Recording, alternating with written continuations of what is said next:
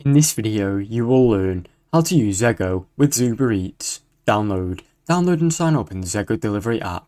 Create your account and set up pay-as-you-go or combined policy for food delivery using your vehicle. Link Uber Eats as a work provider. In the app, go to your profile, then work providers. Choose Uber Eats and agree to the terms, then link your account. Generate and upload the letter of enrollment. After linking, go to your Uber Eats section in the app. Download the letter of enrollment, then upload it to Uber Eats driver portal. Make sure it's accepted by Uber. Uber will review the letter of enrollment. If accepted, you can begin delivering. You'll need to re-upload it monthly, as it will expire.